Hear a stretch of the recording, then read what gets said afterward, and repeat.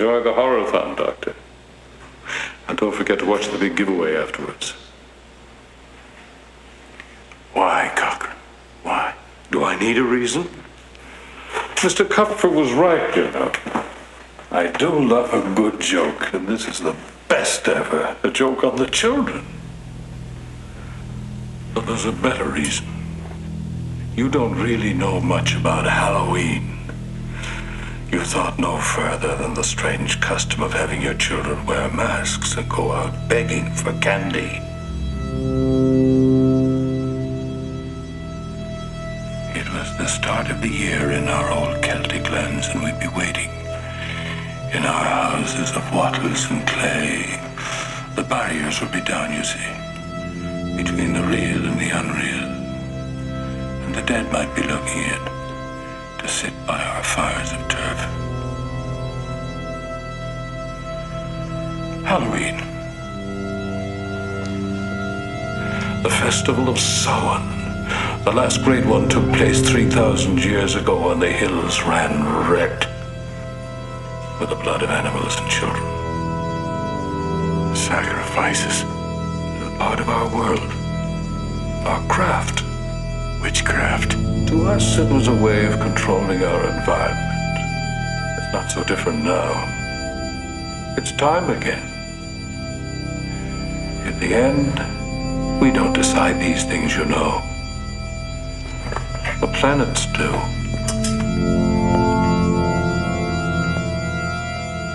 They're in alignment, and it's time again. The world's going to change tonight, Doctor. I'm glad you'll be able to watch it.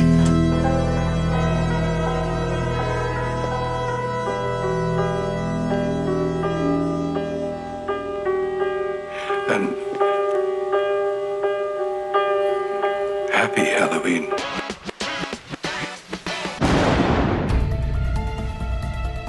It's Two Dads One Movie Shocktoberfest, a celebration of the spookiest movies of the 80s and 90s.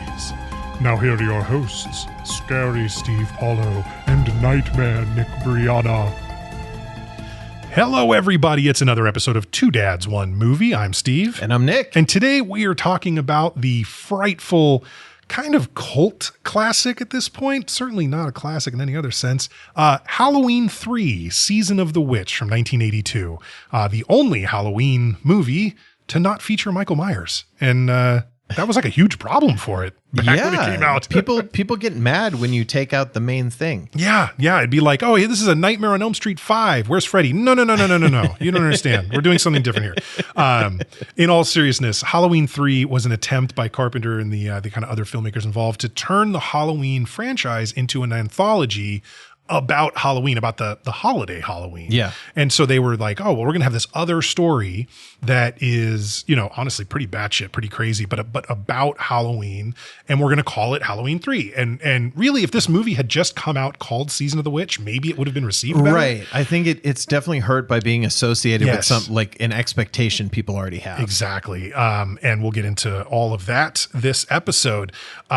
So I picked this one, and this is a first for me here in our 33rd episode, which would make this something like my 16th or 17th choice, exactly how it works out, But I had never seen Halloween 3, and I selected it because I wanted to pick it for the last of our Shocktoberfest choices, which this is. This is the last, this movie, if you're listening to this on the day the episode came out, it is the last Wednesday in October. So this is the last of our Shocktoberfest films. And I just wanted to explore this one. I wanted to see it for the final. I knew about it. I knew about its lore and the sort of, anthology thing and people being mad about no Michael Myers. Like I was aware of all that, and I wanted to see it and talk to you about it, Nick. And so I think, it's an interesting choice. Normally I pick things that I'm picking because I love them, because I've seen them multiple times and they're great. This is more like, let's explore this. Let's see what the hubbub's all about. Right. No, I definitely get that. And so I haven't seen it either. And actually this is a confession to make that'll probably generate a lot of angry emails. There's certain movies that I've never seen that I know people would get fucking furious I haven't seen before. This is the first of any of the Halloween movies I've ever seen. Okay, that's a little unfortunate, only because the rest of them are very different. So in a sense, you've still never seen a Halloween movie. So that's good. But I mean, I know obviously I know who Michael Myers is. Right. Like I love, The Love Guru. I love Austin Powers 3. Like, so I'm sure I would enjoy them. Mike Myers, Nick. That's Mike Myers. Different guy. But yeah, so especially like not being a horror guy until very recently as we're like doing that, which is really fun. Yeah. But yeah, this is the first of the Halloween films I've seen. Nice. And that's kind of my perspective coming into it. This is, I think, the third, or maybe if it's more now, movie we've seen on the podcast that involves John Carpenter. He did not direct this movie, but he's a producer, and he co-wrote the score. And go back to watch The Thing, go back to watch They Live, go back to watch the original Halloween. Like John Carpenter's scores are tremendous. Like he has a very unique style. Yeah, he is as identifiable to me as Danny Elfman is. Mm-hmm. When Danny Elfman does a score, you hear it, you go, oh, that's a Danny Elfman score. Yeah, like certain musicians, you can hear their choices in all the music that they make. I feel like I can kind of do that with like John Williams, maybe, but that's more because I recognize the actual things he wrote. I couldn't tell you off the top, is that a Howard Shore or an Alan Silvestri or, a lot of other great composers that do a bunch of like great movies, but I can't pick them out. John Carpenter and Danny Elfman, I can pick them out for sure. Right. They have a signature style for sure. Yeah. So, all right. So let's just go ahead and jump into the facts because we got a lot to get into with this psychotic movie. That's great. So Halloween 3, Season of the Witch was released on October 22nd, 1982, just a little bit before Halloween with an R rating. It has a running time of 98 minutes, was directed by Tommy Lee Wallace. The movie was written by Tommy Lee Wallace, John Carpenter, and Nigel Neal. It stars Tom Atkins, Stacey Nelkin, and Dan O'Herlihy. This is the second time we've seen Dan O'Herlihy. I don't know if you noticed, if you recognized him from... I found that out this morning, but I'm going to let you do that when we get to it. Scores. Okay, Rotten Tomatoes, 49%, which is definitely rotten, not fresh, right around that half mark. On IMDb, a 5.2, which... that might be the lowest IMDb score we've had. I'm not positive. That's bad IMDb. I'd have to look back at Pacific Heights. I feel like that might have been around there. But very low IMDb score. And then Siskel and Ebert. So Roger Ebert gave a thumbs down to Halloween 3 Season of the Witch. Makes sense to me. Gene Siskel, who I'll remind listeners from last week, he gave The Silence of the Lambs a thumbs down for its depressing brutality. He's a thumbs up on Halloween 3 Season of the Witch. I think Gene Siskel was just a contrarian for contrarian's sake kind of thing. Like I think he just liked to go against the grain and against the tide because it makes no sense. This should have been a 2 thumbs down. Easy. Six women get killed or every kid gets killed. What's too dark for you, Gene? Awards. It didn't win any. Damn it. Okay. On a $2.5 million budget, which again, pretty impressive when you think about the effects. And again, in 1982, $2.5 million went a lot further than it would in like 92 or 93. But a couple years later, 2 years later, A Nightmare on Elm Street comes out for $1.8 million, and we were blown away by that. Yeah. A lot of great effects in this one as well. So $2.5 million did return $14.4 million at the box office, 5.8 times its budget. So it's a commercial success. There's no way not to see it. I will point out, however, more than half of the money made by this movie was made in the first weekend that it was released. And then it saw about a 50% drop one week and then an 80% drop off the second week to the third week before it was removed from theaters. So basically word of mouth got around that Michael Myers is not in this one and people stopped going. So you got that bump initially of like, there's a new Halloween 3, da-da-da-da-da. And like, I'm sure the trailers, I did not actually look to see what one of the original trailers looks like, but I kind of wish I had now. It was probably pretty vague. It was probably very like Carpenter's score, Halloween is back or whatever. The jack-o'-lantern logo and the whole deal. And so it probably, maybe even with the knife, who knows? But like the point is people thought they were getting a Michael Myers movie. Yep. And they showed up and they got whatever the fuck this is. All right. That's the facts on Halloween 3 Season of the Witch. All right. Oh man. Okay. Yeah. What do we do here? Well, one thing I do want to say is I think the intro is very cool. It's like, very 1982 kind of computer graphics, like very zoomed in. We kind of don't know exactly what's happening on the screen, but the different lines and the pulses and stuff and the music matches. Go well together. Yeah. And this is a time like we didn't have technology in our pocket everywhere we went. And we had a different, and I'll maybe talk more about this later, but we had a different attitude towards a lot of the shit that is just very normal to us nowadays. Yeah, for sure. So, I mean, you could be ominous computer, like that's a thing. Ominous computer stuff. Ooh. I mean, computers back then took up whole rooms, right? Yeah. So I mean, it's like, but the John Carpenter score like really stands out. One thing I do want to mention that your note here, the writer Nigel Neal, one thing I read is that he kind of like disavowed this film and he bailed on it I mean, he'd already written it and certain parts got rewritten, but he basically bailed because the producer was demanding that it be bloodier than it was. He wanted like more gore and stuff in it. And this guy he's a British writer, and he had done certain like British horror in the 60s, was very well regarded, but I think it's not as like over the top with the gore and stuff. So he really didn't like that. And he was just like, I'm out. Like, I want my name taken off the credits. So I think if you look at the credits in the movie, he's not on there. Interesting. And I don't think that the Writers Guild of America has an Alan Smithy. Do you know about the Alan Smithy thing? Is that like a fake, like the name you use if someone doesn't want their name on it? Yeah, the Directors Guild specifically has this option for its union members, where if you're a director on a film and based on, not having final cut basically, and the studio or whoever kind of takes over and like the movie is not what you intended it to be, and when all's said and done, the movie cannot have been directed by no one, but you can take your name off of it, and the name that would be replaced officially in the credits is Alan Smithy.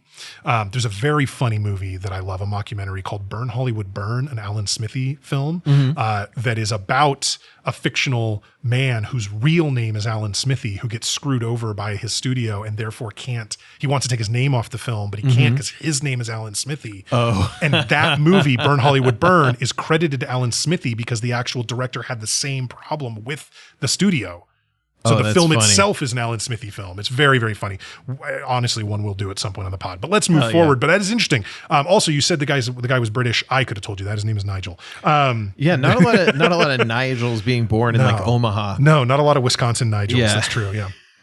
All right, so let's kick it off. So Halloween 3, Season of the Witch, we do get this intro, which is just basically the credits and all these little lines and the music. And it ends up showing us this like, jack-o'-lantern graphic, right? Yeah. This computer graphic of a jack-o'-lantern. It looks ominous in a sense, but it also kind of looks like a kid's thing. It looks playful. If you had like a glow-in-the-dark Etch-a-Sketch, that's like kind of what the jack-o'-lantern would look like. Yeah, exactly. There you go. Yeah. Exactly. And so, or like a light bright almost. Yeah, light brights. There we go. All right, so then we cut to, it's like nighttime. It just, the title card just says Northern California. It's like dark out, and there's a man running down the street, and he's clutching this orange, it looks like a mask, and it is a mask, but it's this orange like cloth or whatever in his hand, and he's running, and there's clearly a car chasing after him. Yeah. He like ducks into like a junkyard or something. Yep. Does a piss poor job of hiding, kind of like tries to get through a door, doesn't really duck down at He's first. Surrounded by every good hiding space you could ever imagine. Right. And he does suck at it. Yeah, very bad. Very bad at hiding. So he's kind of hiding from this car. The car goes past. He thinks maybe he's okay. It comes back. Oh no, they're coming to me. So he tries to run, at which point he is stopped. He's kind of back and he is stopped by a man in a suit wearing black like leather gloves, like very OJ. And he kind of attacks him and knocks him down, the man in the suit, and he starts like choking him out. Now, the guy who's got the mask, whatever, he like pulls on a chain that's on the ground. Yeah. And it's got like a block that's holding a car in place, like under the tire.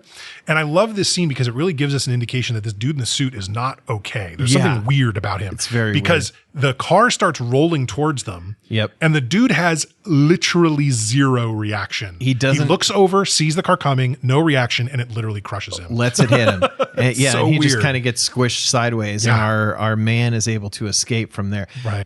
I mean, interesting, like you're writing a movie like this, I think a big part of the spitballing process is what are some interesting ways that people can get killed. Absolutely. And like that's one, I haven't really seen before is dislodging the wedge from underneath the car tire and having it roll and, kill the guy who's trying to kill you. So yeah, he gets out of that, right.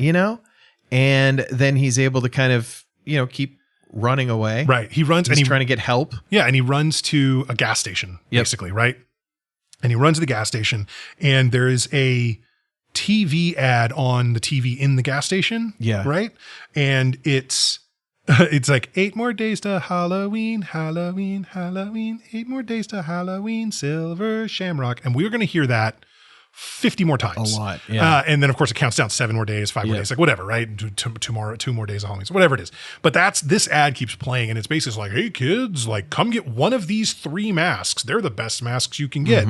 Now I will say, in the grand scheme of early 80s Halloween masks, these were awesome. Oh yeah. They're like latex. They're like full head. Yep. They look really cool. Like there's a skeleton, a witch, and a pumpkin, like jack-o'-lantern head. They all look amazing compared to like the plastic with the little strap that we used to have back then. So the guy like goes and he's basically collapses at the gas station, I think, right? Yeah, It's so he's trying to get help from the guy at the gas station, and he's basically saying, like, they're coming, they're coming. They're going to kill us all. Or and he has this mask in his hand and kind of collapses there. I think also before it shows the Silver Shamrock commercial, it's kind of a news report talking about how there is a missing stone from Stonehenge. That's right. Yes, that's right. And they're trying to find that. One of the blue stones from Stonehenge. That's weighs, dropped in there as well. How many? 5 tons? What did it say? I can't remember how much it said. It said it weighed a lot. Yeah, just a crazy weight though. Shout out to Stonehenge. We also saw you in the Spinal Tap film, so it's good to see another appearance by that actor. So we see that, and the man kind of is like, they're coming, very ominous, and that's it. Right. Or for that scene. Right, exactly. And it cuts to a scene. We have a father who's coming home to his family. Right. Well, we have a man who's coming home to someone. He's got a couple of paper bags with him. He comes in, and my initial reaction was that his wife, so it's his wife and 2 kids, or a woman and his 2 kids, are clear that they're, they dad's home, dad, whatever. I was like, this woman is awful. She's just immediately like, oh, you're late, but I'm used to it. Like all this stuff, whatever. Yeah. And then I realized, oh, this is his ex-wife. Like this isn't like a current marriage. Yeah. And so it's the bitch ex-wife archetype. Exactly. Right. And he's the deadbeat dad archetype. Terrible. He's awful. Yeah, he's the worst. But yeah, like this is our hero, by the way. This is the character played by Tom Atkins. What are we going to call him? Dr. Dan? Yeah. Or just Dan. I don't know. Let's call him Dan. Is it Chilton? Because Chilton. Because that's in Silence of the Lambs. But it's close. Chilson or Chillin. I don't know, whatever. Doesn't matter. His name is Dan. I don't for a fucking second buy this guy as this heartthrob hero that he's basically played as throughout the movie. Like there are so many points where I'm like, this guy makes no sense. I don't in this understand. Situation. So, okay, I'll bring this up now. Okay. I told you before the pod that a lot of times before we do a movie, I don't really like to consume, and just like you don't, I'm not trying to listen to another podcast about the movie that we do or stuff like that, because you don't want to cross ideas. But this movie, I was just kind of like I need to be reassured that I actually saw what I saw. So I got into a couple of them. But the way that people talk about Tom Atkins, and maybe this is me not being like a horror guy. Yeah. They're saying things about Tom Atkins that kind of remind me of those shitty Chuck Norris jokes from 15 years ago. Like they talk about Tom Atkins like he is just the most unstoppable, fuck machine badass in the world. And in this film, I mean, he's certainly, he had a lot of great opportunities, but that guy? I think the joke about that is that he so clearly isn't that because this character plays like he is, it's like, let's just lean into that. Yeah, that makes and that's sense. sort of the meme. That's the joke of like, Tom Atkins is like amazing because it's like, he's really just looks like he's got bad skin. He's not in particularly good shape. He's tall, but he's like, probably 50 and soft in the middle. You know what I mean? He's just like got this look of somebody that just like the mustache sucks. Like the whole thing is just kind of like, why is this not our wide hero? enough? Right. He needs a wider mustache. Silence of the Lambs with or something Doc Holiday kind of style, a little twirl to it. I don't know, something, but like it doesn't work. And it is hard to buy him as our hero. Basically he's there and he's supposed to be like, he gives his kids these masks, right? And again, it's the kind of crappy ones like I was talking about, the he plastic. Has like the paper bags and he's acting like it's this big surprise that he has for I told you I'd get you masks. Dad came through. And they're like, well, Mom already got us good silver shamrock masks. These are pieces of shit, Dad. Fuck you. That's not literally but that's like it. And so they show him they've got like the witch and the pumpkin or whatever. And he's like, oh, okay, you already got masks. Shit. But that's when he gets beeped on this like, Jurassic era pager that he has, like absolutely old pager. But he calls in because he's a doctor and he calls in. The hospital needs him to come in because this guy was just brought in and he's going crazy and we don't know anything about him. So you got to come and take a look. The other doctor had to go home or some shit, right? So he's like, sorry, you got to go. And the ex-wife is like, you promised you'd stay. Like, she like freaks out on him and he's just like, oh fuck, I got to go. So did she learn anything about being married to a doctor? I mean, I'm not defending his performance as a dad, but like if you get paged and have to go to the hospital, that's different than being like, I got to go to the dog track. Right. Yeah. And also the way he's being paged in and who he's seeing and where he's clearly an ER doc. That's like the most stressful, time intensive, you know what I mean? Like that's like one of the hardest kinds of doctors to be as an emergency doctor. And so that seems like what he is. And he's not a fucking pediatrician. Like he's working in an ER. So yeah. So there's all that, but basically he has to go. And he goes to check out, he goes there and it's really like just him and like one nurse because it's like really late at night. Yeah. Or maybe, and then the ambulance people like help bring in, and the guy from the gas station, actually, that's what it is. The guy from the gas station is like coming in with him. He's like, hey, like he just came in. He said, they're all going to get us or whatever, coming for me. Yep. Blah, blah. And he goes, can I leave now? Can I go back? And they're like, yeah, thanks so much for bringing him. You can go. Good move by that guy. Yeah, he got the fuck out of there. Good call. So there's that, and the dude is clinging to this mask still, and he's got the silver Shamrock mask, and he's just holding on to it. And they basically, they get him to calm down. They put him into a room, but the guy says like they're gonna kill us all. They're gonna kill us all. You know, whatever. So they leave him. They're just like, okay, he's here. He's like stable, like whatever. And again, it's like just the one doctor and the one nurse. It seems like they go, and then we see another man in a suit walking and being weird with the gloves, being weird, just like the guy who attacked him earlier, walking through the hospital. And I'm like, what? Is there no security at this hospital, like at all? And maybe was that normal in the early 80s? Like, I don't know. But nowadays there's literal like security guards and like all kinds of stuff. Yeah, I guess. And if you're not in like a super concentrated like urban area, maybe you have just less staff. But yeah, it is kind of weird. Although a white dude in a suit who's dressed nice and who looks like he knows where he's going is probably not going to get questioned too much. I mean, they say a uniform and a clipboard will get you into lots of places you don't have to be if you just act like you belong there. Exactly. So maybe it's that kind of thing. But nobody sees him. He goes in. And so the dude, this guy in a suit goes into the room with the man who's got the mask who's running away. And he does something I still don't exactly know what was done here. But it looked like he took his thumb and index finger and put them into each eye socket, right? Pressing past the dude's eyeballs, and then like grabbed part of like the bridge of his nose from behind and like yanked it out and like really broke. Gnarly. Like would that even kill you? It's obviously would be massively painful, but I guess maybe that shoves part of the bone into the brain or something. I guess, I don't know, but it kills him. It's very brutal. The sound effect of the break is real bad. But this is our first kill. And then it was just like like just business, I walk up and then this is the thing that I do. He did it all with one hand. He was like holding his hand, one hand over the man's mouth so he wouldn't scream, and does this whole other thing with the thumb and index finger with a single hand. It just pulls apart his skull. So, basically. I mean, crazy amount of strength shown there. Exactly. That's not like a normal person thing. Yeah. The nurse, sees him as he's leaving, basically sees him walk out, sees that this man has been killed. Yep. And the killer could not care less. Nope, just walks away casually, doesn't speed up, doesn't anything. Just, I did the thing I'm supposed to do. Right. And so then Dr. Dan tries to run after him, like, hey, doing the whole thing, like, where are you going? Blah, blah, whatever. Yeah. Dude gets into the car that he came in, pours gasoline all over himself. Super casually. Just no reaction whatsoever. No commentary, whatever. Yep. And just lights himself on fire, at which point the car explodes like a bomb is in it. Like it absolutely would not explode like that. It would take a while if it did. It probably wouldn't. It would just burn. You know what I mean? Like, so, I mean, I guess unless eventually the fire got to the gas tank and then we can see whatever, but like wouldn't explode like that. Certainly not quickly, but it does. And so now everybody's just watching this car burn. Nobody's going to run up and like save this guy or whatever. But it's like, holy crap. So this dude shows up at the hospital. They don't know where he came from. They don't know why. Another dude shows up at the hospital, kills that guy, gets in a car, lights himself on fire. What the hell are we supposed to do with this? Like, how do you even start looking into this, right? It's completely crazy. So yeah, there's that. And it's kind of, so far it's like, I don't know, is he just kind of one of these like mind control assassin type things that we've seen in other films where they're made to like kill themselves as soon as they finish the job. Like Naked Gun style. Yeah, exactly. So yeah, the doctor then clearly, I got to stay at least for a little bit. Right. Yeah. I'm not leaving now. Right. Because the cops show up and they're like investigating. And then the daughter of the man who was killed in the hospital bed, obviously not the crazy person in the car, she shows up and her name's Ellie.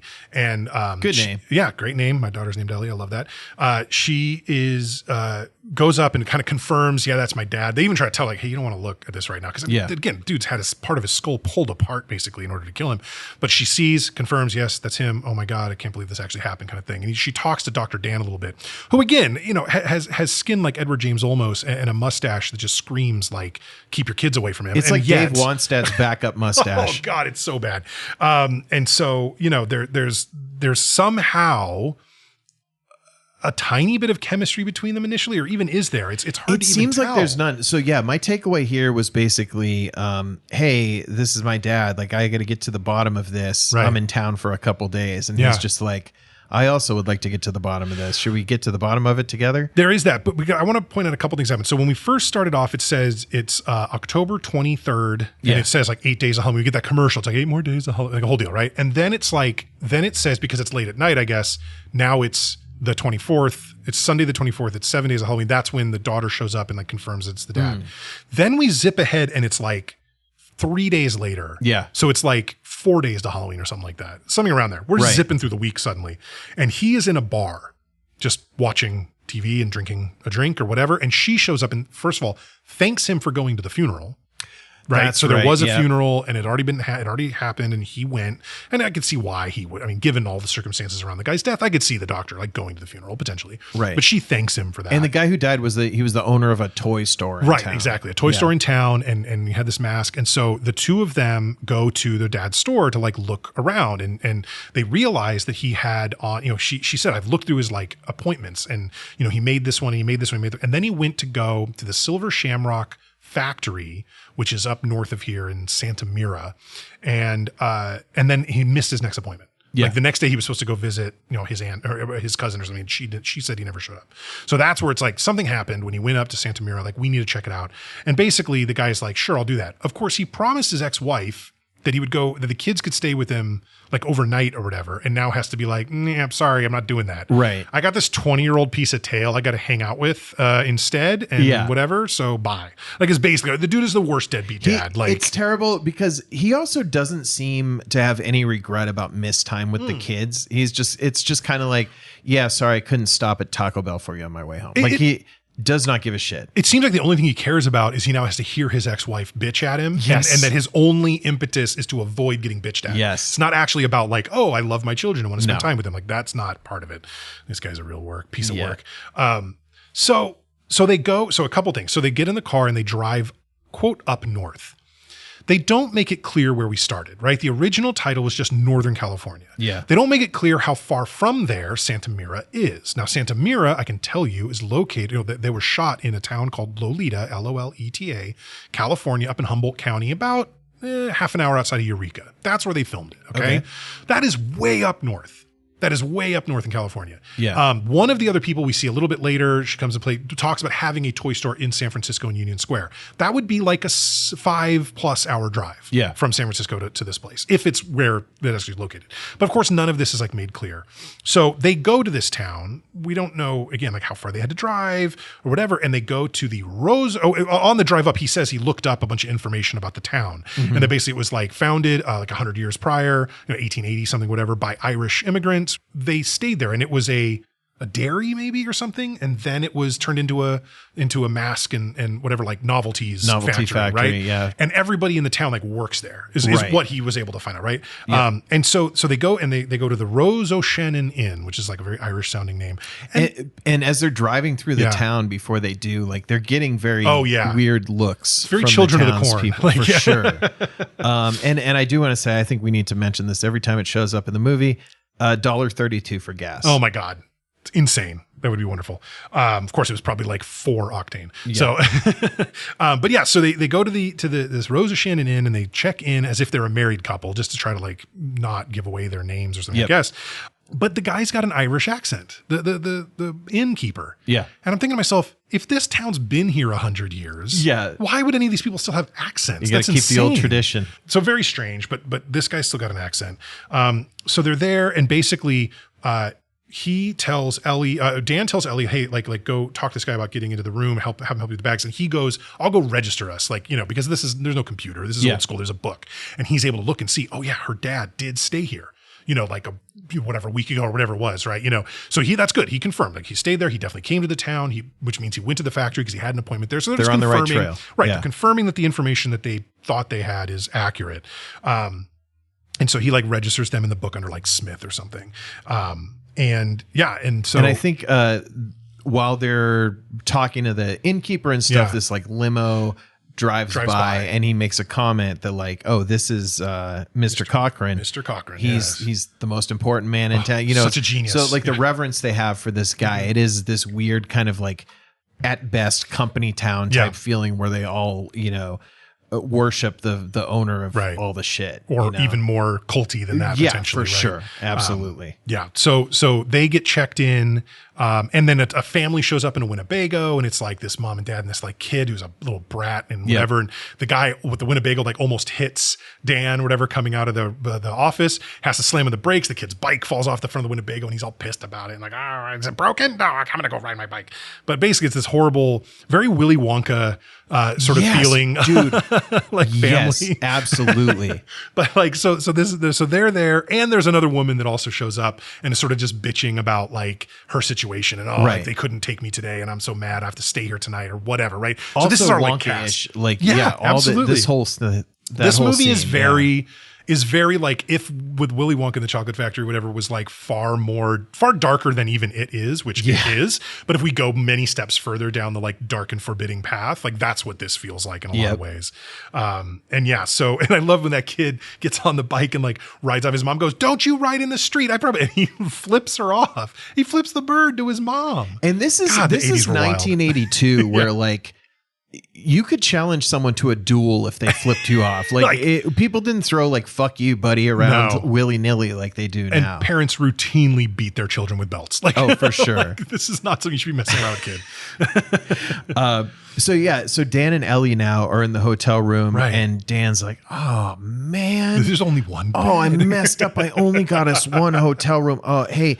Dude, it's totally fine. I don't mind getting another room. And then, so at this point, I still thought like, as you should. You're like 30 years older than her. My God, at least. And her dad was just murdered in a super gross way. Yeah. Like, yeah, give her a little space. Right. And then it just immediately went to her being like, "Well, what do you want to do?" And he's like, "I know what I want to do." He literally said, "That's a dumb question." Yeah. And then they're making out. I don't buy this romance. It's crazy. At all. I mean, it seems like the movie was written by the guy who played Dan, right? It's Tom Atkins movie, he's right? Like, I gotta see them nips. It's so bizarre. She is a very pretty girl, very attractive actress. And he is not a good looking dude. And I just don't buy there's the huge age gap. There's the fact that they've only known each other for something like 24 hours. Or, well, I guess no, a little longer because he went to the funeral. So they've run into each other a few times over the course of like maybe 4 days. Right. This is a very fast budding romance. I don't think it's honest. No. I don't think it's earned. And her dad was killed under his care. That's their connection. That's true. Yes. My dead dad was being watched by you when he got killed. Yes. He was literally your patient. I love you. I don't get it. And now I want to bang you. a very weird thing. And this is, I mean, this movie, like you said, there's reasons that people really like it. Right. There's certain stuff where you're like, you should have done more of that shit. Yeah, exactly. Right? Yeah. Great idea, bad execution. creepy townspeople stuff. Then there's these bells and there's this voice that, everybody go inside your house. There's a 6 p.m. curfew in the town. So 6 early. p.m. curfew. Yeah. Crazy. And I did read after the fact that voice is actually Jamie Lee Curtis. Oh, is it? So she's unbilled, but she's doing the voiceover work for the announcements in the town. Wow. So yeah, there's a curfew in this creepy town where like everyone works at the same place. Yep. Everyone kind of looks the same. They all seem to know each other. Yep. They're very suspicious of outsiders. So the doc's like, okay, well, I'm not going to honor this curfew. I'm just going to go walk around and just be taking pulls off a bottle of wine throughout the town. He went to a liquor store or something, right? Yeah. Bought a bottle and then decided to walk down the narrowest, darkest alley that the town possibly has. It's not that big a town. This is not a major city where there's like, oh, this is like the faster way to get here. Yeah. It's like, it's not a 10 alley town. That was their one creepy alley. There's probably one stoplight in that entire town. And you're walking down this crazy dark alley, runs into this homeless guy who I made a note at this point, no accent, because the only townsperson we'd heard talk was the innkeeper. Yeah. Right. And so, but this guy, no accent, like sounds like an American, whatever, but basically is saying like, he tells him, he's like, oh, the factory there, they brought in outsiders. They're not even hiring local townsfolk like me, whatever. Like that's crazy. And he asks him for a sip of his drink, which I'm like, dude, I don't have any diseases. Yeah, right. I'll bet. Yeah. You got any proof, pal? In addition, like we were talking in the last episode about how Clarice Starling should carry around like a little Ziploc bag that has like yeah. latex gloves and stuff. If you're like a public drunk, you should carry around little Dixie cups just in case someone wants a pull. Be like, look, man, I'm happy to share with you, but your lip does not look like something I want to think about the next time I sip out of this. You have a dirty mouth. You don't have a nice, clean mouth. This guy's very upset, right? Yep. And he's kind of rambling. Oh, everyone's from out of town. He's like, I'll tell you what I'm going to do. Yeah. I'm going to burn. This is going to be the last Halloween for them. I'm going to burn the factory down. And I think he says like, I have 4 Molotov cocktails. Well, he said 40 or something, but yeah, it was a big number. I thought it was a small number. Okay. That makes more sense then. But yeah. And the most efficient way to burn something down is to like one by one, throw 50 Molotov cocktails into a building. It sounds like a Grand Theft Auto mission where you have to keep going to different windows and chucking them in. Or if you're not getting them through the windows, the building's probably made of concrete on the outside. I don't know how much damage you'll do quickly, with that. But I guess, look, fire is fire. Good enough play. I mean, for a town drunk, not too bad. So this guy gets stopped then by 2 more of our besuited weirdos, right? So now we've seen a few of these guys even in town, and so these guys walk up to him and he's like talking to them. He's like, no, like I was just kidding, I was just kidding. Like it's all good, whatever. And they rip his head off. Yeah, they literally rip his head off, clean off. I love the distinction here, though, because 5 years later, the predator will start ripping heads off of people in an Amazonian jungle, but will do so with the spine intact. Oh, and whereas this guy, like his head just pops off, spineless head exactly. rip. And then there's a couple of blood spurts out of the like torso that I really appreciated before it falls over. Yeah, it was pretty grody. Yeah, and sad ending for this guy because not only did he get his head pulled off. A little bit before that, his last meal actually turned out to be him putting a bunch of cheese whiz on like a hot dog bun and eating it. Yeah, I think it was just a piece of white bread that he like folded up. It was real poor. It looked pretty rough. You know what sucks about that is like the social stigma of cheese in a can is that it's like, oh, that's what this bum would be. Yeah. But if you ever try to buy yourself a nice can of Easy Cheese at Safeway to keep in the carts, I'm glad you and I both know the exact retail price of cheese in a can. That's why this is an audio only podcast, folks. Fair play. Okay. All right. So we got a head ripped off. Okay. So now we go back to the hotel and this is the sort of obligatory, every Halloween movie has to have nudity or near nudity in it. This is the way John Carpenter rolls. Yep. So this is now Ellie. She gets out of the shower. It's not like full frontal or like real clear, but she's wrapping herself up in a towel and not doing a great job of it. And she, again, very attractive woman, but she just kind of covers herself in the blanket and is shivering. And I'm thinking to myself, lady, dry yourself off and put clothes on. You won't shiver so bad. Like clearly it's cold in there. It doesn't absorb. It's not a terry cloth blanket. That's a bad idea. But she wraps herself up. And I think that's when Dan comes home after his adventure with the liquor and the bum. And basically she just like drops the blanket and say, we're going to do this now. Yeah. And I just don't get why she's so into him. It doesn't make any sense. No, not at all. And you probably picked up on this as well. So when this scene starts, and this is like they've been intimate multiple times so far. And look, I'm not going to judge what anyone does in the bedroom. Yeah. There's different orders to do things in. I would say that generally, if you're going to ask a question like, how old are you? Do that before you have sex with her like 6 times. Real early. And then she even said something like, oh, it's okay. I look younger than I am or something like that. Or I'm older than I look. Again, whatever. That's something where it's like. That's not an answer. That's very coy of you. I need a concrete number. I need to see some ID. Yeah. I need a utility bill. Right, yeah, I need something in your name. I need some personal references. I need a high school yearbook, Yeah. I think consent just wasn't what it is today back in 1982. I think maybe that's the problem. Just really, really bad. But again, it just adds to like how off-putting the sexual part. It really is. Ellie, I mean, really just absolutely gorgeous. Like she looks fantastic in this. Next to them, this woman who was there for the order with the store in San Francisco, Marge Gutman. That's right. So Marge Gutman is in the room next to them. Dude, for sure. She's in the adjacent room. Right. And instead of overhearing their sexual exploits and conducting it like a maestro, instead she's kind of messing with this mask that she found. And I think the logo had fallen off of it or something. Yeah, she had shown, I can't remember if she showed Ellie or showed Dan. I think Ellie, like, she was there partly because her own child's mask, like she said the copyright fell off it. It's like the little logo thing. Yeah. That shouldn't happen, whatever. Also, who gives a shit? Right, I wish totally. the logo would fall off everything I own. God damn it. But what she noticed is because it had fallen off of the table or whatever, and there's like a microchip kind of on the back of it, and she just starts looking at it. And again, I don't know what the hell you think you're doing, but she gets like tweezers or something like that and starts playing, like poking at the microchip. Yeah. At which point a fucking laser like shoots out of it into her face. Yeah. Blowing her face open. Again, like honestly, like the Predator, gnarly. like just kind of crazy. Like, in like Bugs Bunny cartoons where like Elmer Fudd has a shotgun and Bugs Bunny puts his finger in it and then it just kind of peels back the way it blows up. That's what her whole fucking mouth looked like. Like it a was banana peel. Gnarly, dude. It was crazy. Yeah, and then a bug, like a cockroach, crawls out of her mouth hole, the face hole that's been created by this laser blast. Real scary. Ellie and Dan in the next room, they do seem to hear something, but like kind of dismiss it or whatever and go back to banging. And as he should. I mean, I'd probably be like, look, it's not a family member next door. What she does in her motel room is her own business. Right. But they are kind of disturbed because they see like, oh, there's a commotion outside. Yeah. And it's not the cops or the paramedics. It's a van that has the silver Shamrock logo on the side. Taking with a bunch of people who are taking her out of there. And they're all dressed like orderlies. They've all got like the white coats and whatever, but it's like whatever. And he comes out and he goes, hey, I'm a doctor. Like, can I, like, let me in here or whatever. And it's like, they basically push him aside or whatever. But then he goes, I said I'm a doctor. Which I do love the entitlement of that, God. It's kind of like in The Fugitive, the way that Richard Kimball's friend was so arrogant with the cops. There's just something about being a doctor that you're like, okay, well, I'm I'm not really a civilian. I'm a doctor. To be fair, it's white male doctors, I think, more than anything else. Sure.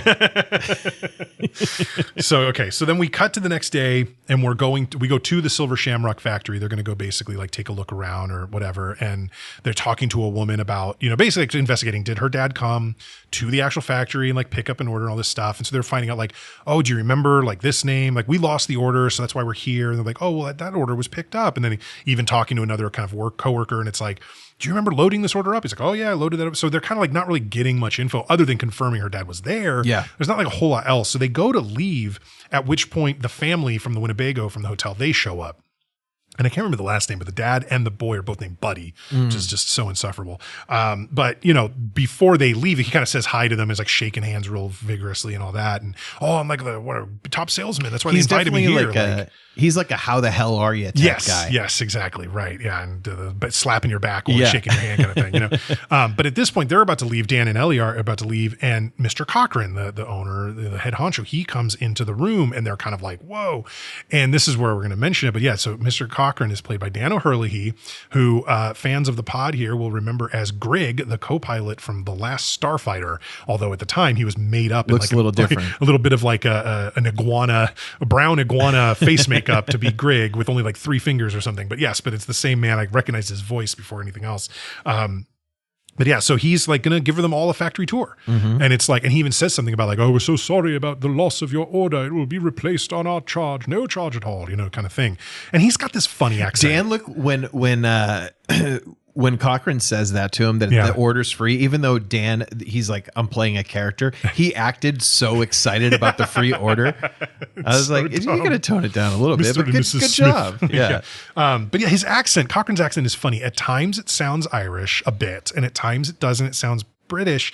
And then even other times it kind of sounds, I don't know, Massachusetts, New England, where it's like that sort North of Atlantic. Yeah, the Atlantic accent, that's sort of whatever they do. And so he's got a very funny accent, Dan O'Herlihy does. But there are times where it's clear he's trying to put a little Irish brogue on it, to fit this character.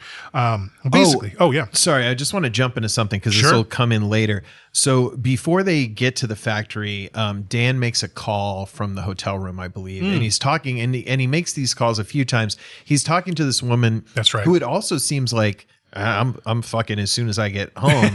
Like he just has this magic effect. But a woman who seems to work at like the forensics lab or just at the coroner, and she's doing her best because they're trying to find out like this dude who lit himself on fire in the car.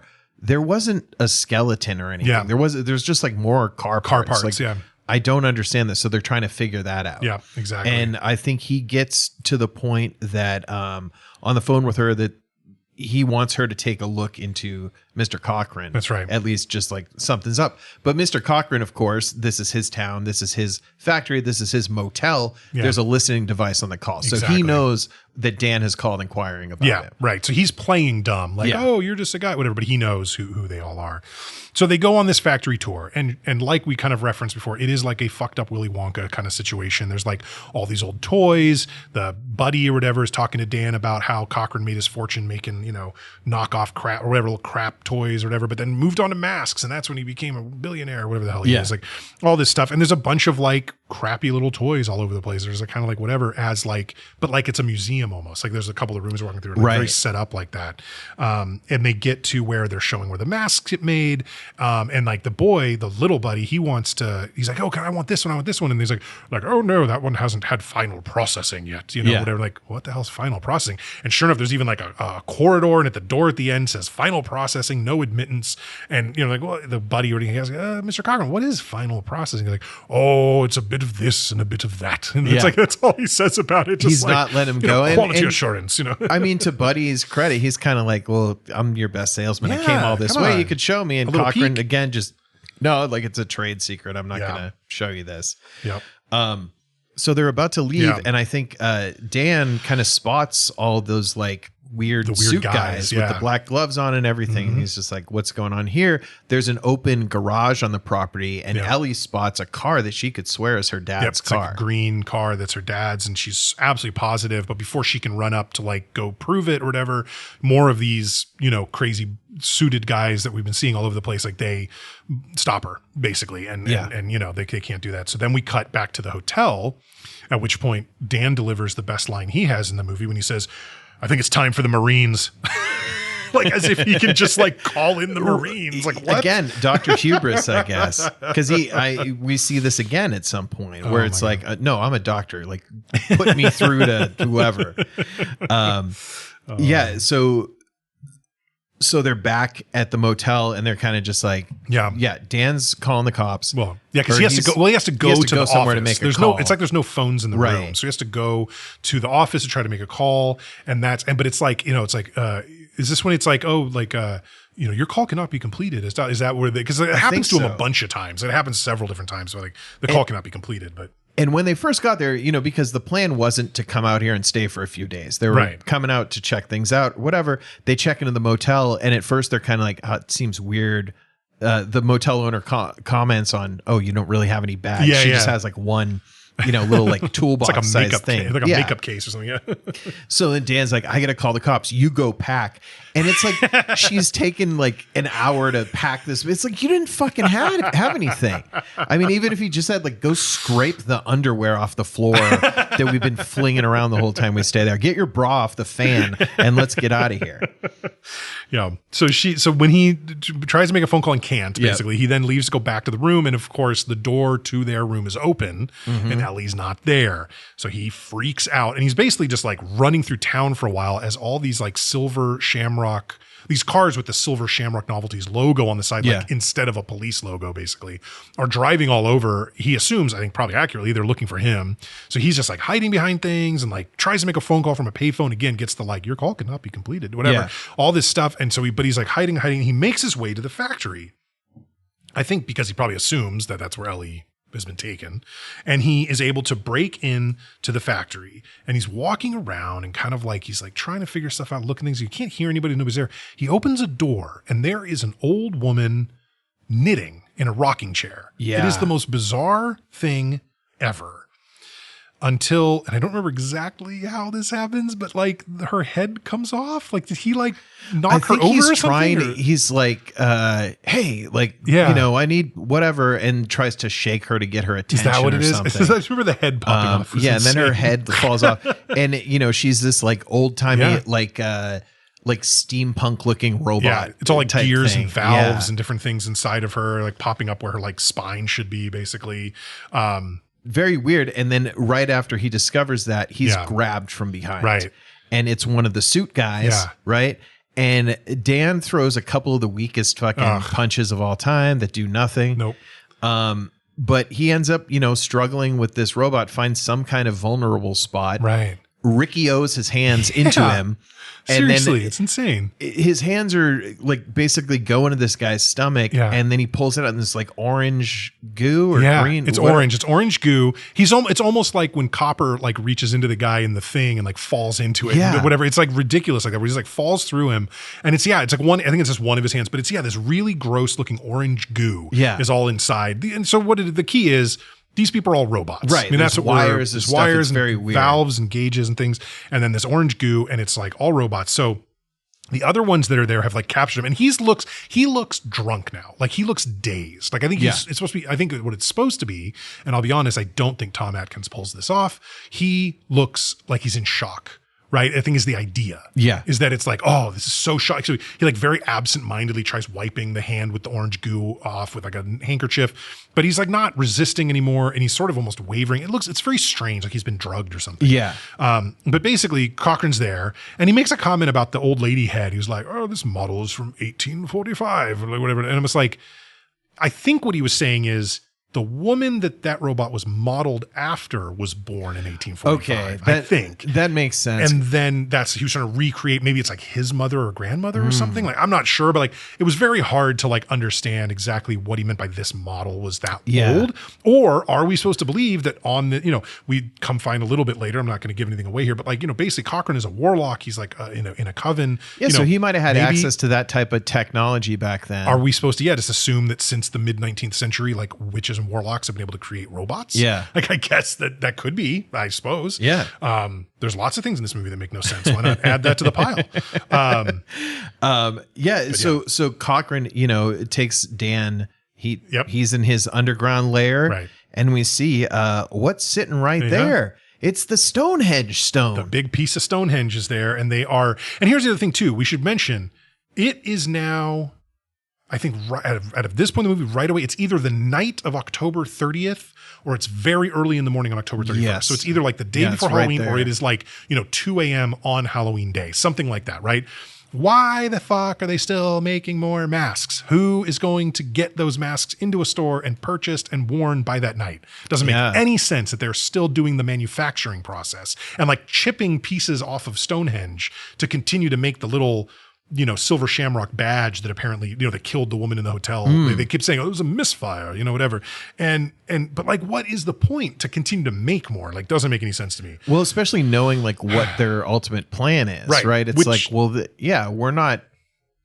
we're not in business after tonight, Exactly.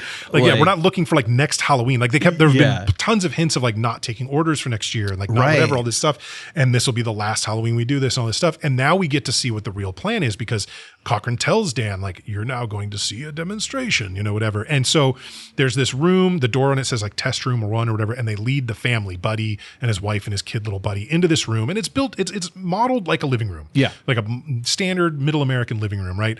Couch, easy chair, TV. And they go in and Buddy, of course, little Buddy has his mask, his pumpkin head mask. And they go and they sit down and Big Buddy is like, oh yeah, Cochrane just wants to ask me my advice, or my opinion on like a new ad campaign because I'm like one of his best, best salesmen or whatever, right? And so he's got a little pad of paper and they're waiting there. And sure enough, Cochrane gives the signal to one of his guys in the control room where the Stonehenge piece is. And the TV turns on.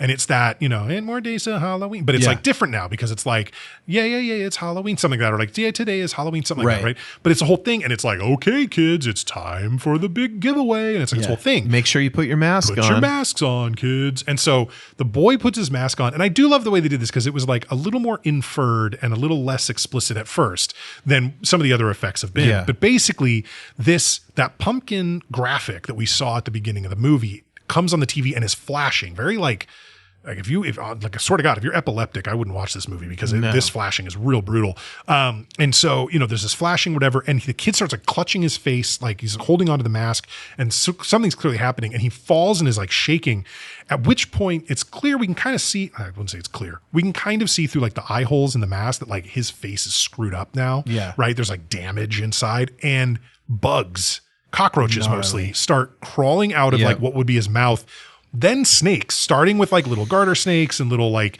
garden variety, kind of small the snakes, and then like a rattlesnake, like rattlesnakes, and like a mamba, and like there's definitely like a few different poisonous snakes. The mom passes out. Seeing that her son's face is ejecting bugs. The dad gets up to try to leave. Yeah. Nice move, buddy. And the rattlesnake gets him. But it's like, so this is the plan apparently, right? This is Cochrane's plan, is that all of the children wearing masks and watching their commercial at 9 p.m. on Halloween night will, their faces will explode into bugs and snakes, which will hopefully kill the rest of their family. And however many kids watch it and wear the masks, that many people die. Right? Or that many families die probably. This is the whole plan. He even kind of explains it to Dan about how, it's our time to take the world back. Like my coven is going to do this. We have our craft. We're evil. And none of it makes any fucking sense. Because he's kind of like, we got to go back to the old ways because they're not putting respect on Halloween's name like we used to when I was a kid. Like, whatever. It's weak. Man. It's flimsy. I don't expect a 1,000-year-old warlock to be in touch, but So basically, like, we see how this thing works, right? And it's very horrifying. And then we get really cool kind of montage of just, it's the beginning of Halloween night in all these different cities in the U.S. And we see the kids going out trick-or-treating, and so many of them have the silver shamrock masks on. A ton of them. They're obviously very popular. And then there's a little aside here where the woman that you mentioned, Dan, was calling this woman at like the corner or somewhere else. She's starting to realize like everything that's in these pieces is metal. Like there's nothing that's human. And like, what does that mean? And of course the Silver Shamrock people know that she was called by Dan. So one of their goons shows up. And, she doesn't know he's there. He gets a power drill and ends up putting it through her ear. Just again, a brutal kill. It doesn't show it. No, but it's enough. I wonder if this was, I'm curious always about stuff like that. Like, did they do it and it just didn't work to show, or you didn't want to be that brutal to that character? I will say it was a kind of funny, like, juxtaposition of technologies, because she's there working at the lab, sifting through stuff, and she finds the Silver Shamrock chip, which is basically like, a mind control type chip, or like it's something that can scramble your brain remotely. And she quickly goes to her rotary phone to make the call. That's right. I really like seeing two of those on the same. Speaking of technology, I was impressed. The power drill apparently was cordless. Those weren't super common back then. That was a little more of a rare. So, and one of the things that Cochrane says is like the planets are in alignment. To do whatever this stuff. Is. Yeah. Again, they're just throwing a lot of extra shit into this movie. Yeah, it's like they borrowed a ton of like stuff from like either kind of like Wicca or just sort of like, pagan history, whatever. It was referring to Halloween as Samhain and like all this stuff, and just throwing stuff in about the alignment of the planets and the craft. I mean, it's a lot of buzzwords basically that don't necessarily make a ton of sense. And he does the thing that you have to do, which is, if you have an evil plan of enormous scope and there's one person trying to stop you, don't eliminate them. Keep them alive so that they can see your plan come to fruition, but also don't really guard them while you're keeping them alive. Yeah, for sure. So it's, okay. So now one question I had at this point. Yeah. As they're showing us the kids like all over America and they're showing city names and it's just like, it's all over the place, right?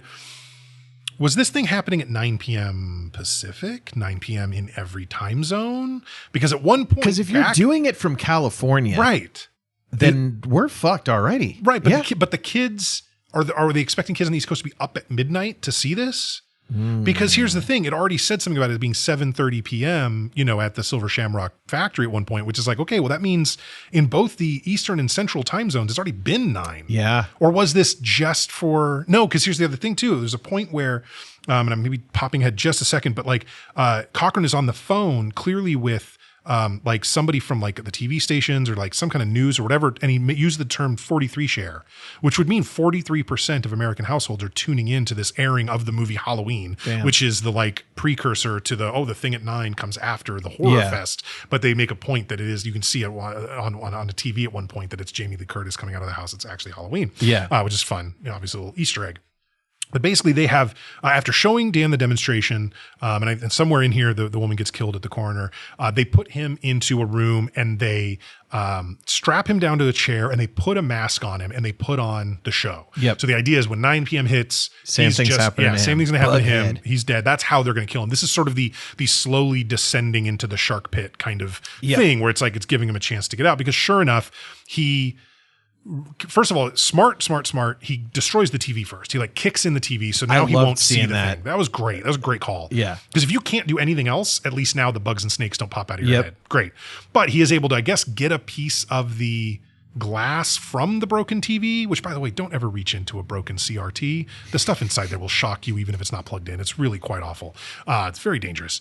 But he gets like a shard of glass from the TV, and he's able to cut the light. They duct taped him. Yeah. And they duct taped him with his hands in front of him. If they just put his hands behind him, none of this would happen. Yeah. Real sloppy work by Terrible the fucking robots at Silver Shamrock. Yeah. But he's able to cut himself loose, take off the mask, and then the most Steph Curry shot of all time. And he just throws the mask up to the one camera in like the corner of the room, and it perfectly lands on the camera, covering it completely. So now he can move about and, without being seen. It's like the most ridiculous one perfect take, shot. dude. It was so good. So I wear a hat like all the time. And when I come home at night, I have like a hat rack on the back of my door, and I'll always take it off and try to like throw it and land it on the hat rack. And I do this every single day. Right. And if I get it once a month, I'm psyched. Like I'm missing it constantly, and I'll go and get it and try it again. And my wife's like, "What are you doing? Just hang it on the thing." I'm like, "You don't understand." Yeah, right.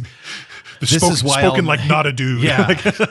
But maybe this is why Tom Atkins gets laid so regularly. Perhaps. I suppose. I will say it looked to me like the way they did the effect, because the way it like lands on the camera is so unnatural looking. Yeah. I think what it was is that it was on the camera attached to like a fishing line that they then yanked to get it to pull off, and then they showed it to us in reverse, right? Because that way you'd get it right the first time and it would land perfectly, but it doesn't look right when it does it. There's something about it looks too wrong. Perfect. Exactly. Or at least let's say you're filming it and you're gonna do it that way, and the actor magically throws it on the first time. Right. Film a couple where he doesn't hit it, and then just splice those before it, so you have a little tension building up to it. Yeah, right? I think that would work. Yeah. But luckily, there's a perfectly man-sized vent system. Yeah. That Dan is able to crawl into, and he's doing a little John McClane. Seemed to use again either the same or another piece of glass from the TV as a screwdriver to unscrew. Which it's like, man, that your hand is not cut up. Really, that's amazing.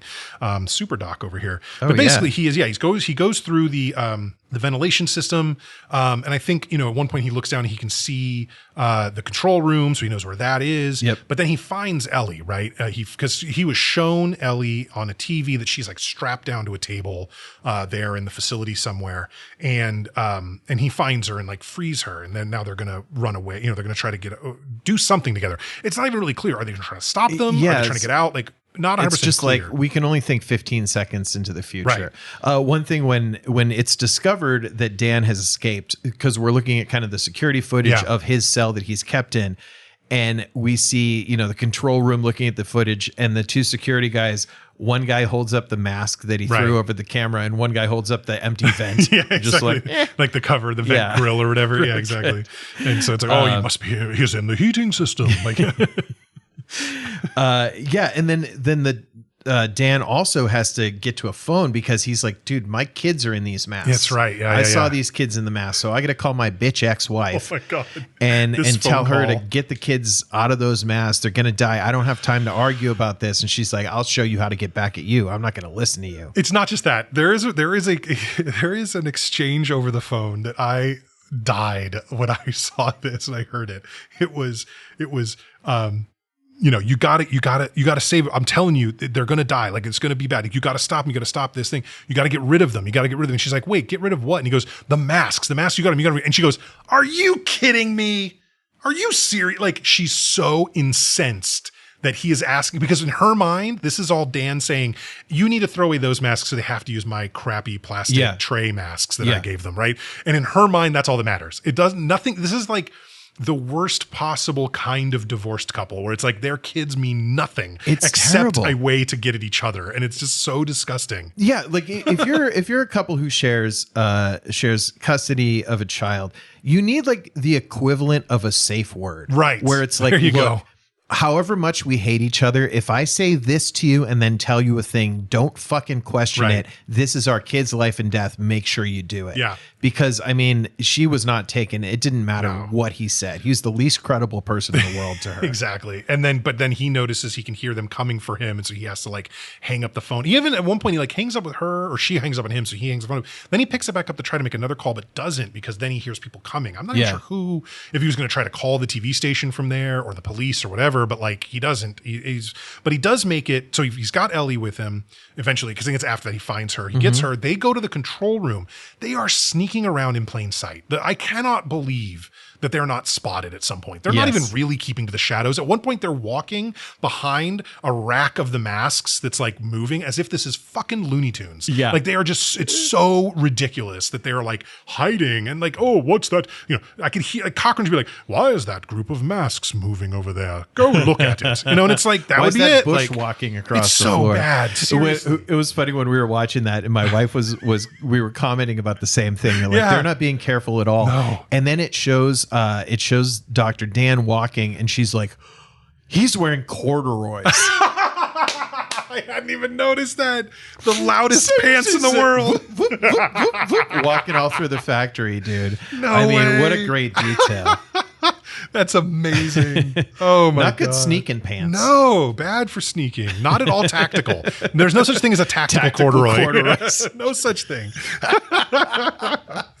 Oh my God. Okay. So, all right. So they find a big box of the like chips, basically, right? They're the little like things. And, I can't remember exactly how this plays out, but basically they get it to play. He pushes a button. He somehow knows. He sneaks up to the actual control board. Yeah, again, so without they're in being this, spotted. like, computer circle. It's like they have a circle of all this computer stuff with a mainframe thing in the middle, and all the scientists and robots, guys, whatever, and plus Cochran are just like mingling around there. They're just hanging. They're not looking around. They're not being. There's Nobody's guarding the main computer. No awareness whatsoever going on. And so Dan is able to sneak up to some big control board and presses a bunch of buttons, which starts the thing that's going to trigger all the lasers or whatever.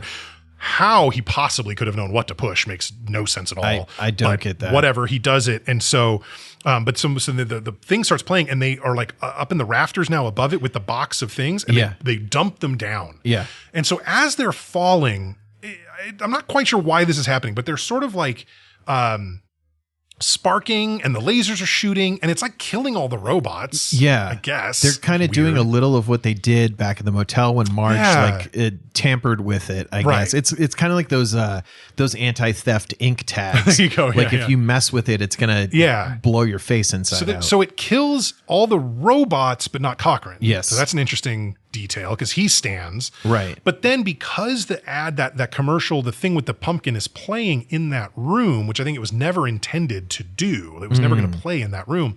The actual big Stonehenge bluestone reacts. Yes. And it's like building up this laser, and then there's like this laser spinning around all the TVs with the pumpkins, and finally they kind of coalesce in Cochran and destroy him. Yes. So all the robots are dead.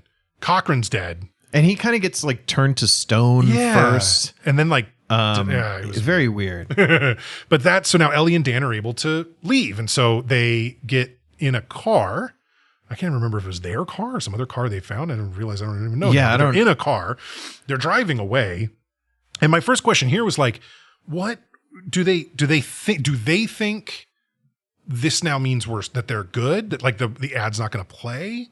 Because it seems to me like it would still play. Yeah. But it's like in the moment, it's like hard to tell, like, what are they doing next? Like, where are they going? Like, what is their rest of their plan? Because you'd have to assume all this is still going down. The kids still have masks. In fact, nothing that was at the factory had any effect on what was going to happen later that night. True. Yeah. Right. The masks are already out there. The ads already given to the TV stations. Like everything's going to play. So it's like, whatever. So they're driving and she attacks him in the car. Yeah. And it's like, this was a good twist. I got to be honest. Did not see this coming. She's a robot now.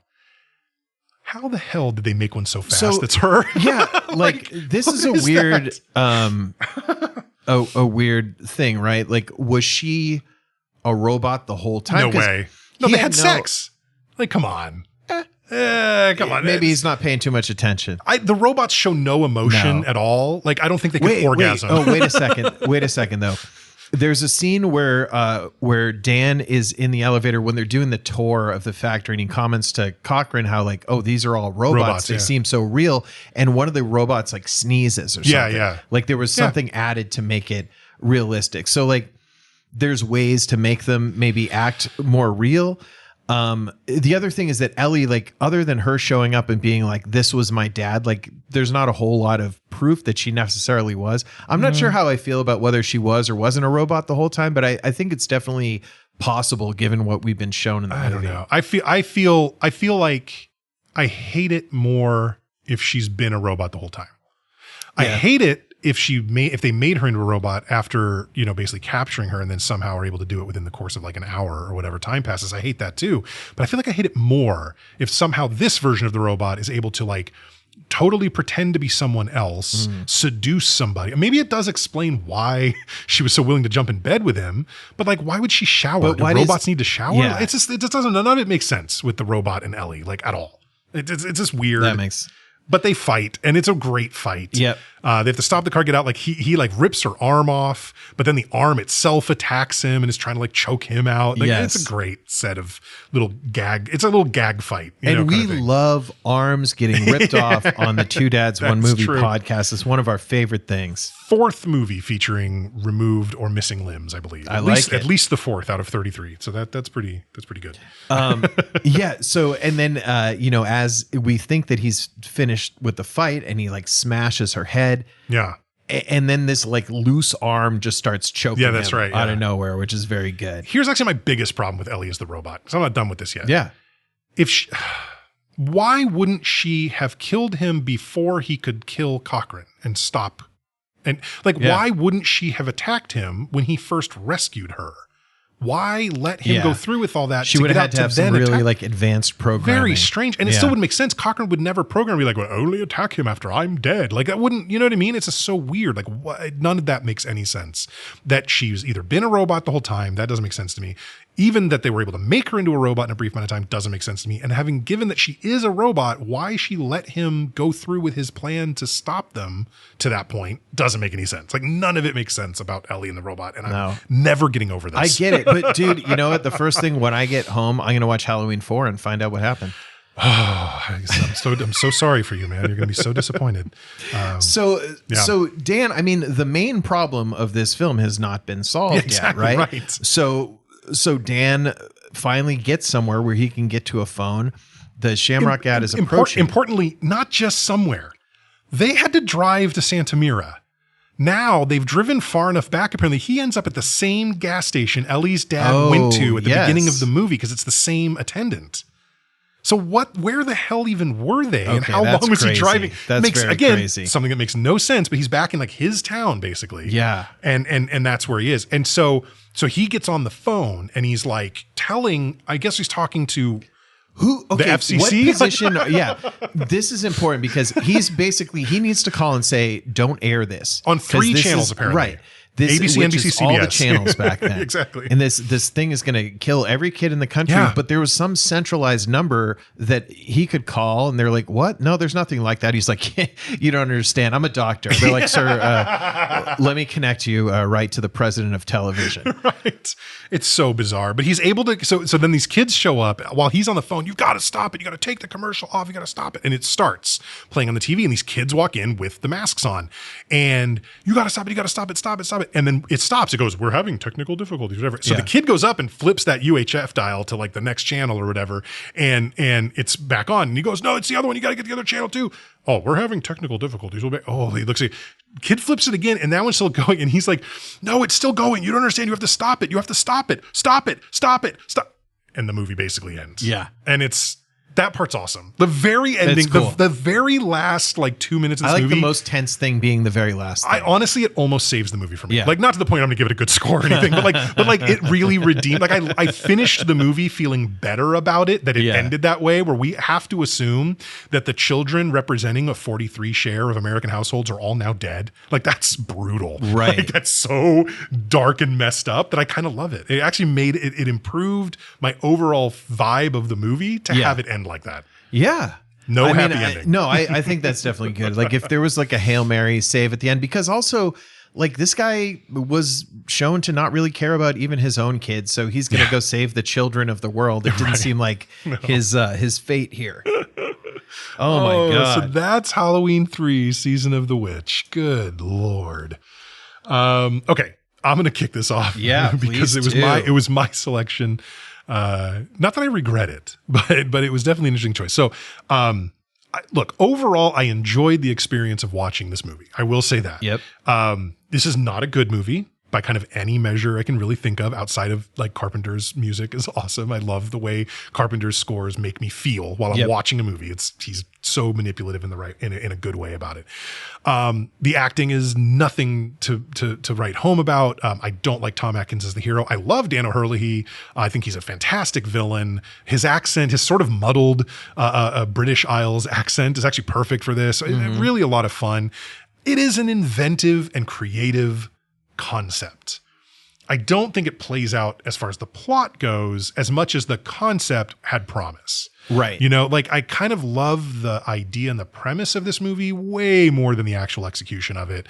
There's a lot of real big holes. Like I said, the whole Ellie's a robot thing, that doesn't make much sense in several different ways. That's probably always gonna be an issue I have with it. There's other things that happen that just kind of didn't really make a lot of sense and aren't explained properly.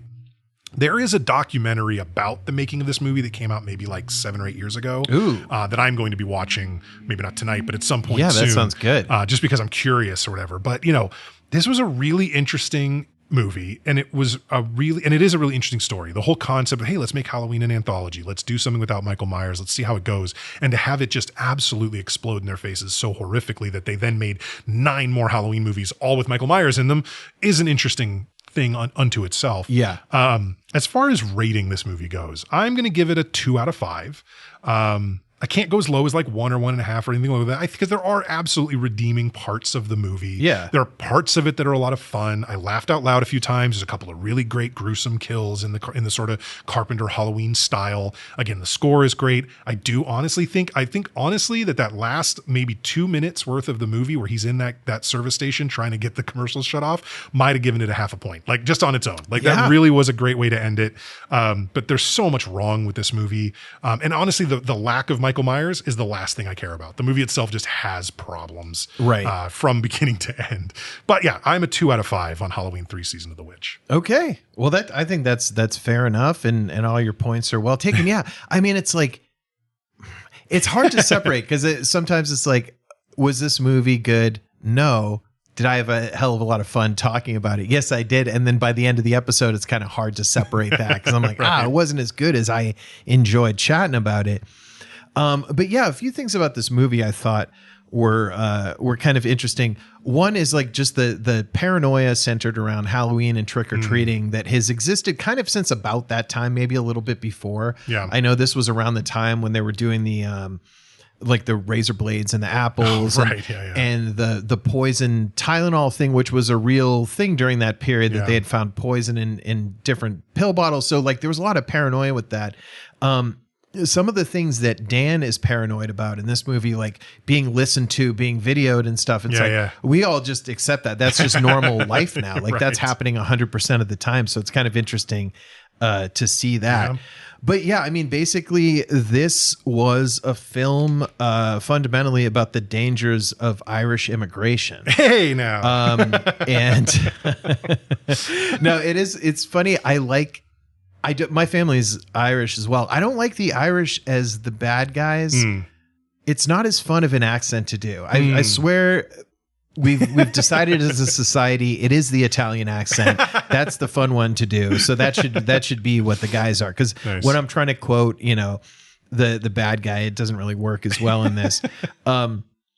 This was pretty influential also. I do want to say, like, with the theft of Stonehenge, it was kind of funny to see like a Carmen Sandiego element to this movie that I thought was pretty interesting. But yeah, same thing. I think there was a lot of cool ideas, kind of like in the Simpsons episode where Homer was allowed to design his own car. Oh, yes. He was like, I want a horn here, here, here, here, and here. It was like they made this movie and then someone was like, well, what about aliens? Well, what about this? Well, what about that? But if you're a person walking into this film, 1982, Halloween, great. Halloween, it's going to have Michael Myers. It doesn't have Michael Myers. It's all right. Season of the Witch, it's going to have witches. Doesn't really have witches. Like the title, the packaging of this makes no sense, right? It's like if we packaged it as something else, it might have done better. But, you know, entertaining. If you're a horror movie person, you know that they don't have to be good to enjoy them. And I think this is one that is not good, but is enjoyable. I'm going to go ahead and give this one a 2 out of 5. Okay. All right. So we are 4 out of 10 on Halloween 3 Season of the Witch. And before we find out what movie we're watching next week, I should mention, so this is the last episode in our Shocktoberfest series. Great Shocktober. A lot of fun. We have a whole new theme month coming up, though. The entire month of November is going to be Cagevember. We are going to watch nothing but Nicolas Cage movies in the month of November, and I could not be more excited about this. So, Nick, given that parameter, tell us, what is the first Nicolas Cage movie we are watching for Cagevember? Oh, man. Yeah. And this theme, when you suggested this theme, it really put a hop in my step. I think this is the first one I came up with. I think we did this one first and we added a few. We did Shocktoberfest after, but like the first one I thought of was like, we got to do Nicolas Cage and we got to do a lot of it. I feel like you thought of Cagevember before you even thought of this podcast. Maybe, it might be. We built the whole thing around it. But yeah, Nicolas Cage, I mean, he's so great because he's actually good and then he's cheesy good in different ways. He gets, especially during this time period, was on like some pretty interesting projects, some really fun movies. So I want to take us to one of our favorite Nick Cage movies. And I'll talk about the story about it next week. But Nick Cage kind of, in my mind, like in his prime, we're talking late 90s. I think we're in 97 for this next one here. Sounds right. And Nick Cage is a man with a good heart and soul, but who has somehow been convicted of a crime. Oh boy. And he ends up having to be transported. He's about to get out of jail, and he's going to be transported via airplane with a whole lot of other convicts, which they call Con motherfucking Air. I cannot wait to talk Con Air. It might be our first 5-hour episode. Oh man, it's so fun. And Steve, that's what I have for us to kick off Cagevember. The thing about Con Air as a great choice for this first Cagevember movie is not just how good Nicolas Cage is in Con Air, which he is spectacular. This accent alone we'll talk about for 10 or 15 minutes probably. But the rest of the cast, loaded. Right? Malkovich and Cusack and Buscemi and Ving Rhames and like, is it Colin? Meaney? Cole Meaney, yeah, exactly. Yeah. Like there's just so many amazing people Danny in this Trejo, movie. Dave Chappelle, John Leguizamo. Like, dude, it's really Buscemi. Absolutely loaded. Like, it's crazy. Absolutely loaded cast. So that's going to be a ton of fun. So listener, join us next week. We will kick off Cagevember with, we're going to watch Con Air, and it's going to be fantastic, and you're going to love it. We're going to love it, and everybody's going to have a great time.